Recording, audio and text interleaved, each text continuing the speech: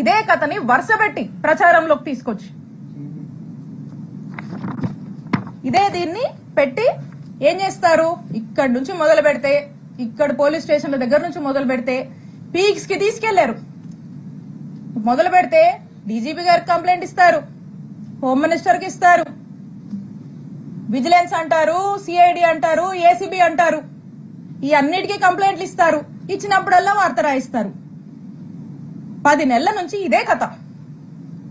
ఆఖరికి దీన్ని ఏ లెవెల్ కి దీంట్లో మళ్ళీ ఎలివేషన్ కూడా, ఈ కథనే ఓ కట్టు కదా, ఈ కథలో మళ్ళీ ఎలివేషన్స్ కూడా 17A కోసం గవర్నర్ కి ఏదో పర్మిషన్ పెట్టానని వాళ్లే మళ్ళీ పేపర్లో రాయిస్తారు.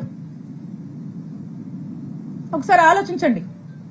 ఇలా తప్పుడు కేసులకి ఎలా ఆద్యం పోస్తూ అధికారాన్ని అడ్డం పెట్టుకుని ఏ విధంగా కూడా ఇబ్బంది పెట్టేటువంటి ప్రయత్నం చేస్తున్నారో మనకు స్పష్టంగా అర్థమవుతా ఉంది. ఇకపోతే విజిలెన్స్ ఎంక్వైరీ అంట, వీళ్ళే విజిలెన్స్ ఎంక్వైరీ అని చెప్పి విజిలెన్స్ ఎంక్వైరీ వేపిస్తారు. ఇక విజిలెన్స్ ఎంక్వైరీ ఏంటండి, విజిలెన్స్ ఎంక్వైరీ మీరు చూస్తే వైజాగ్ లో ఒక ఎమ్మెల్సీ గారు ఉన్నారు, దువ్వవరపు రామారావు గారు. వారు తెలుగుదేశం పార్టీ ఎమ్మెల్సీ, ఒక రకంగా చెప్పాలంటే పచ్చకండువా వేసుకున్నటువంటి ఎమ్మెల్సీ గారు. వారి కొడుకు నాగశ్రవణ్ గారు ఇక్కడ ఉన్నటువంటి గుంటూరు జిల్లా ఎస్పీ గారు. అంటే ఆ ఎస్పీ గారు వాళ్ళ ఫాదర్ టీడీపీ ఎమ్మెల్సీ, టీడీపీ కుటుంబానికి చెందినటువంటి వ్యక్తి ఎస్పీగా ఇక్కడ పనిచేస్తా ఉన్నారు. అంటే ఆ ఎస్పీ గారు రిపోర్ట్ ఇస్తే ఏం రిపోర్ట్ ఇస్తారండి, కృష్ణదేవరాయలు గారి డైరెక్షన్ లో జెన్యూన్ విజిలెన్స్ రిపోర్టా అండి ఇది? టీడీపీ రిపోర్ట్ ఇస్తారండి వాళ్ళు. ఇక్కడ నుంచి ఒక ఫ్యాబ్రికేటెడ్ అవాస్తవాలతో కూడినటువంటి ఒక టీడీపీ రిపోర్ట్ ని, ఏమీ లేనటువంటి విషయాన్ని వాళ్ళకు అనుకూలంగా వాళ్ళకు నచ్చినట్టుగా రాసుకుని పంపిస్తారు. పంపించి దీన్ని ఫాలో అప్ చేసి ఈ రోజు ఈ కేసు కట్టేదాకా తీసుకొచ్చారు. ఇక ఇది పీక్స్ అన్నమాట. అందుకే ఈ కేసు నేను రెడ్ బుక్ రాజ్యాంగానికి, రెడ్ బుక్ పాలనకు ఒక పరాకాష్ట అని చెప్పి చెప్తా ఉన్నాను. ఈ విధంగా చేస్తా ఉన్నారు. ఇక ఇదే కాకుండా ఒకవైపున ఈయన చెప్పాను కదా, ఇంకో వైపున ఇక్కడ ఉన్నాడు అవినీతి ఘనపాటి ఎమ్మెల్యే పత్తిపాటి గారు. ఇక ఆయన ఎక్కడా లేదు, విద్యుత్ పవర్ చేస్తే రాష్ట్రంలో ఎక్కడా లేదు. ఒక్క చిలుకూరుపేటకే సమస్య వచ్చిందంట, ఇక్కడ మాత్రము మా మీద ధర్నా కేసు కడతారు, నా మీద, మా ఫాలోవర్స్ మీద, మా వైఎస్ఆర్ కాంగ్రెస్ పార్టీ నాయకుల మీద.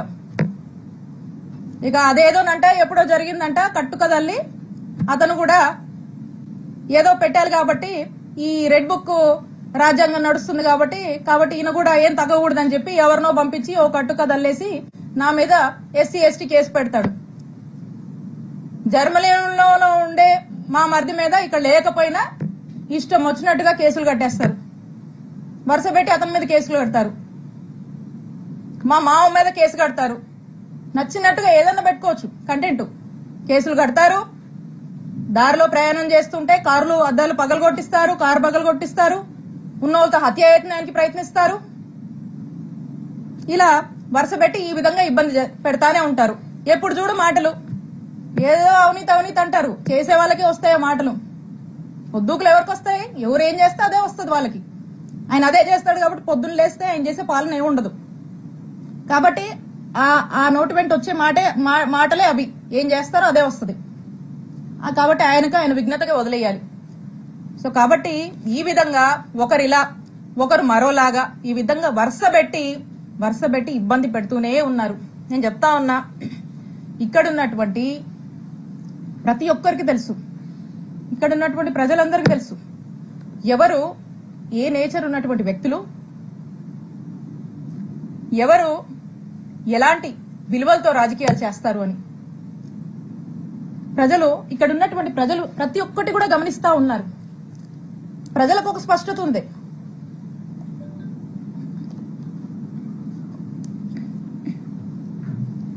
ఇక వీళ్లకు పొద్దుపోక ఇలా నన్ను టార్గెట్ చేస్తూ వరుసపెట్టి ఇబ్బందులకు గురి చేసి ఏదో నా కళ్ళల్లో భయం చూద్దాం అనుకుంటున్నారేమో. నాకు బాధేస్తుంది ఎప్పుడు తెలుసా, అవతలోడి కళ్ళల్లో అవతలోడు ఏదైనా పెయిన్ లో ఉండి నా దగ్గరకు వస్తే బాధేస్తుంది. అప్పుడు ఏదైనా కళ్ళెంబడి నీళ్ళు రావచ్చేమో అవతలోడు బాధ చూస్తే. కానీ నీలాంటి వాళ్ళు భయపెట్టాలంటే నాకేం బాధ అనిపించదు, నాకు భయం అస్సలు అనిపించదు నీలాంటి వాళ్ళు భయపెట్టాలని చూస్తే. మీకు రాజకీయాలు ఎందుకు అవసరమో చెప్పనా? ఒకటి, రత్తయ్య గారు అంటే నాకు చాలా అభిమానం. ఆయన చాలా కష్టపడి ఈ స్థాయికి వచ్చాడు. ఎంతో మందికి ఒక విద్యా సంస్థలు పెట్టి ఎంతో మందికి విద్యాబుద్ధులు నేర్పించినటువంటి వ్యక్తిగా ఈ ప్రాంతం ప్రజలు ఆయన్ని గౌరవిస్తారు. నాకు అదే గౌరవం ఉంది.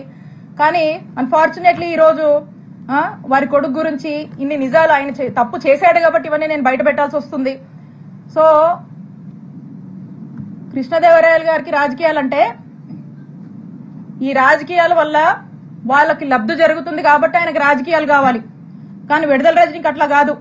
ఎందుకంటే నేను నిజాయితీగా ప్రజలకు సేవ చేయడానికి రాజకీయాల్లోకి వచ్చాను. రాజకీయాల వల్ల నా రూపాయి, నా ఆస్తులే నేను కోల్పోయాను తప్పితే నేను రాజకీయాల వల్ల, ప్రజల వల్ల, రాజకీయం వల్ల ఏదో లబ్ధి పొందాలనే ఉద్దేశంతో నేను రాలా. నాకు అవసరం లేదు కూడా, బై గాడ్స్ గ్రేస్. మీరు ఎలా అంటే ఒక ఉదాహరణ చెప్తాను. కృష్ణదేవరాయలు గారు మా ప్రభుత్వంలో విశాఖపట్నంలో కొన్ని ఎకరాలకు సంబంధించినటువంటి ల్యాండ్ డీటెయిల్స్ ఉన్నాయి, డీటెయిల్స్ కావాలంటే మీకు కూడా ఇస్తాను.